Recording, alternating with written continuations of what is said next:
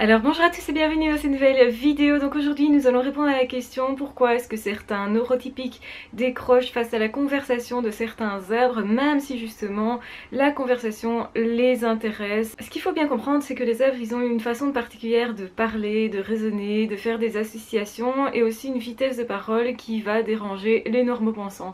Donc généralement, attention que certains zèbres peuvent aussi être dérangés s'ils ont des problèmes d'attention, donc ça ne veut pas dire que nécessairement une personne qui n'arrive pas à suivre n'est pas zèbre.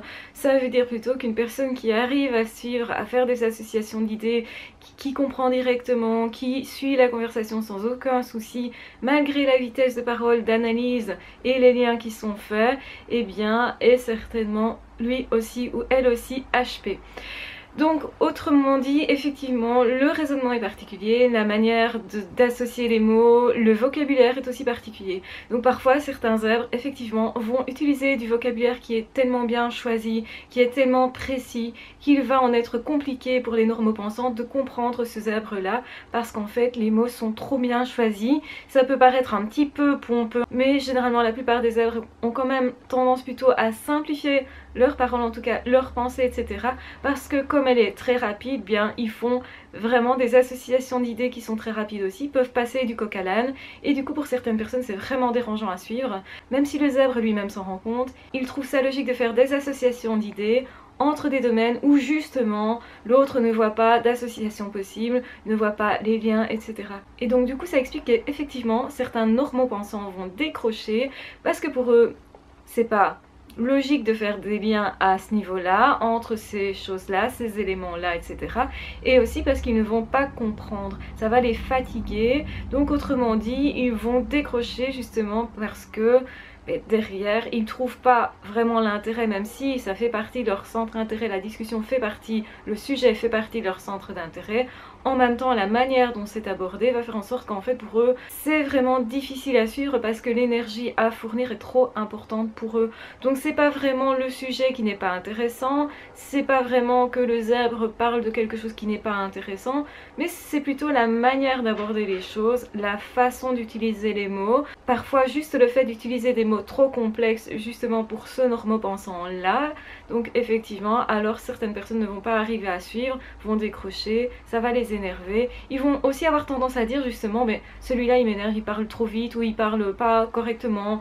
Et donc c'est pour ça que beaucoup de zèbres justement sentent qu'ils ont souvent cette demande de l'autre de s'adapter, de diminuer leur flux de parole, de diminuer leur pensée, autrement dit, ce qui est parfois très complexe parce que quand le zèbre est passionné par quelque chose ou quand lui justement a déjà fait des associations d'idées, il n'a pas envie de s'éterniser là-dedans parce que c'est pas intéressant pour le zèbre tout simplement. Et donc du coup il va avoir tendance à accélérer sur ce qui lui est familier, ce qui lui est habituel et parler très vite justement. Et donc du coup s'il ralentit, il va perdre ses idées, il va trouver justement qu'il perd son temps, qu'il y perd son énergie aussi et que la communication n'est pas fluide pour lui en tout cas.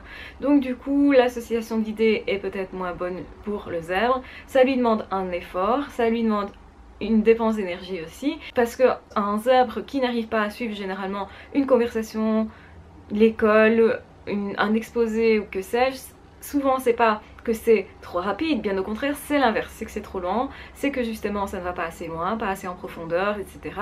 Et donc du coup pour le zèbre, il va décrocher très vite. Et il va oublier très vite la conversation aussi parce qu'en fait il aura fait toute une série d'associations d'idées entre temps, justement, et donc ça explique que beaucoup d'enfants qui sont zèbres, qui sont HP, qui sont surdoués, n'arrivent pas à suivre à l'école parce qu'ils s'ennuient, parce que ça ne va pas assez loin, parce que ça ne va pas assez vite, parce que c'est redondant, répétitif, etc. Donc beaucoup de zèbres vont accélérer les vidéos quand ils regardent des vidéos YouTube, beaucoup de zèbres vont lire à une vitesse qui est beaucoup plus importante qu'une autre personne, et en fait ces personnes-là ne s'en rendent pas nécessairement compte qu'ils vont plus vite que les autres. Pour eux ça paraît normal, ça paraît être le rythme normal pour eux, et donc chacun son rythme, c'est vraiment ça. Au fond, peu importe le rythme que l'on prend, si ça nous est en accord avec qui l'on est, eh bien forcément on va être vraiment comme un poisson dans l'eau. Donc non, il n'y a pas des zèbres qui parlent vite juste pour faire chier les autres, il n'y a pas des normotypiques qui parlent doucement juste aussi pour faire chier les zèbres, ça n'a rien à voir. L'un et l'autre peuvent être incommodés justement dans une conversation suite à ça, suite au fait qu'on ne raisonne pas pareil tout simplement. Il faut simplement savoir qu'il y a des différences entre personnes, ce n'est pas vrai que nous sommes tous pareils, pareil, c'est toujours ce que les gouvernements essayent de nous faire croire, l'éducation nationale essaye de nous faire croire, parce que c'est plus simple que tout le monde s'adapte pour une chose qui est mise en place pour tout le monde, plutôt que de faire une éducation qui serait multiple, plutôt que de créer plusieurs organismes en fonction de tel ou tel profil. Donc aussi, on est dans un monde où tout le monde devrait avoir la même chance, mais c'est utopique. Effectivement, peut-être on va se mettre plus de pression parce que le fait d'avoir un avantage, on va se dire forcément je dois l'utiliser, je dois en faire quelque chose pour les autres aussi, je dois faire en sorte que ça serve. Et ce serait dommage de laisser un potentiel dormir, mais je pense que la plupart des êtres humains font ça. Il y a des personnes qui physiquement sont très forts, qui ont une musculature très développée de naissance, parce que c'est génétique tout simplement, et ces personnes ne s'en servent pas nécessairement. Par contre, quand c'est l'intelligence, on a tendance à se dire on est plus privilégié qu'une autre personne à cause de cette intelligence-là.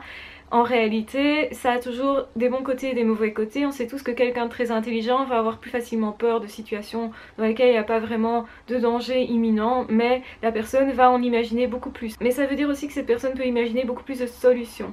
Ça dépend sur quoi on se concentre, d'où c'est important effectivement de gérer ses angoisses et ses peurs quand on est particulièrement d'une intelligence supérieure, on va dire ça comme ça, mais effectivement si on est physiquement fort, on pourrait tout à fait utiliser seulement sa force physique sans adapter éventuellement ses actions à quelque chose de peut-être plus intelligent qui demanderait moins de force physique. Et je vais dire d'une façon beaucoup plus frontale, mais parfois ils vont s'épuiser pour rien ou dépenser de l'énergie, de la force pour rien. Et c'est un petit peu la même chose, une personne qui est très intelligente va peut-être utiliser trop son côté cérébral, alors qu'en réalité la situation ne demande que du laisser aller, que du laisser faire, que de lâcher prise, etc. Et cette personne aura beaucoup plus de mal à lâcher prise. Il y a toujours des bons et des mauvais côtés à toute caractéristique. Donc regardez ce que vous avez dans les mains comme des caractéristiques, des potentiels à développer, mais aussi à quelque part contrôler. Il faut décider ce qu'on veut en faire aussi pour que ça donne quelque chose d'intéressant comme résultat.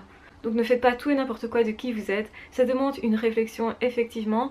Parfois il y a des situations dans lesquelles il vaut mieux ne pas trop réfléchir et y aller, sinon vous risquez de vous bloquer, de ne pas justement faire ce que vous devez faire dans telle ou telle situation et de passer à côté de plein d'occasions. Ça c'est souvent le problème des hauts potentiels parce qu'ils réfléchissent énormément. Parfois il faut aussi un peu se laisser vivre, mais ayez conscience qu'effectivement on ne n'est pas tous égaux, c'est utopique de le croire. Maintenant effectivement vous pourriez avoir quelqu'un à côté de vous qui a quelque chose que vous n'avez pas et vous pouvez mettre à profit ce quelque chose que lui ou elle n'a pas et ça pourrait devenir justement une belle aventure en commun.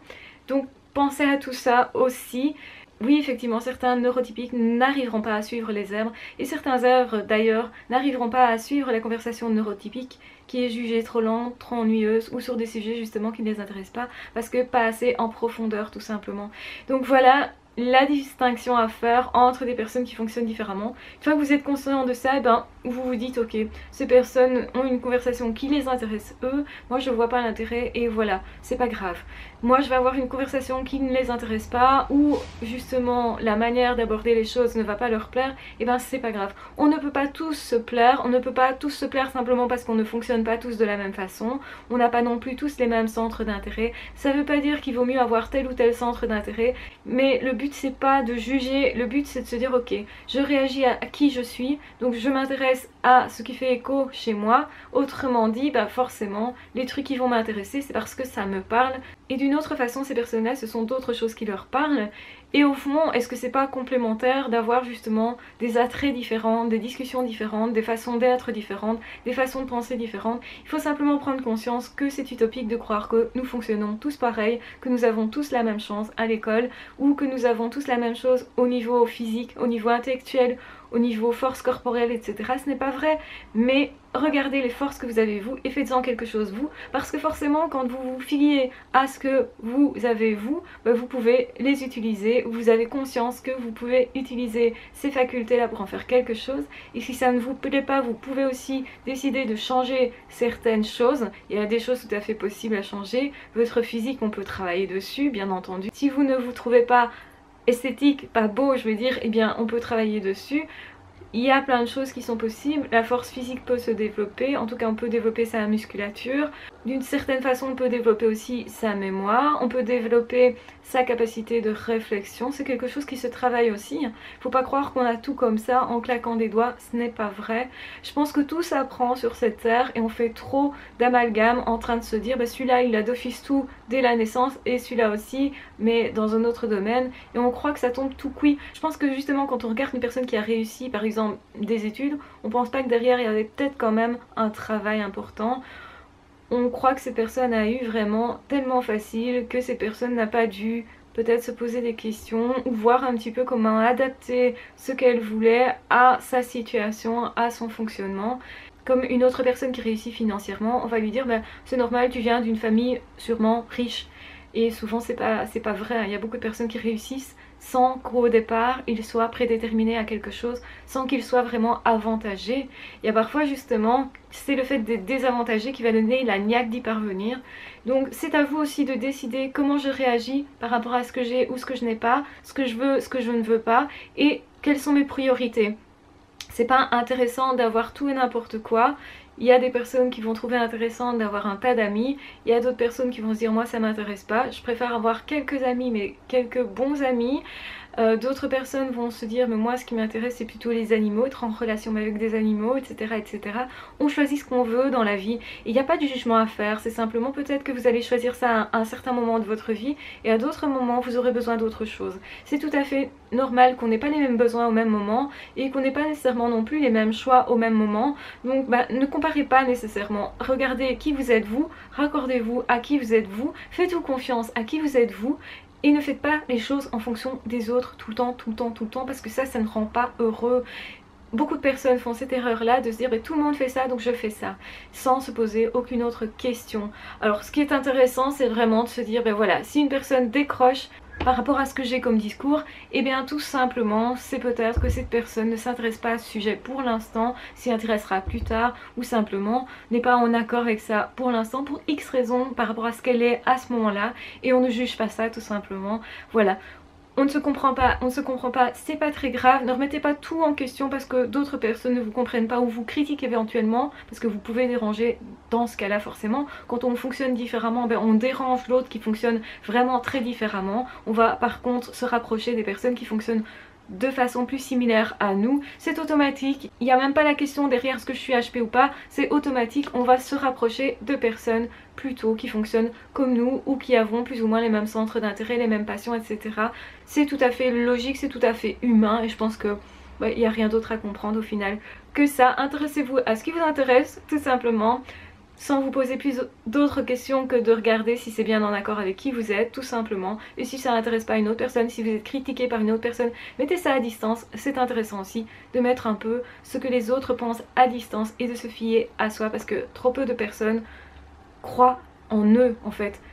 Vous devez croire en vous, vous devez être votre première référence. Voilà, je vous embrasse très fort, je vous aime très fort, surtout prenez bien soin de vous et on se retrouve de toute façon très vite dans d'autres vidéos ou dans d'autres podcasts. En attendant, je vous encourage à partager cette vidéo si vous pensez qu'elle peut être utile à quelqu'un. À ciao, bye bye!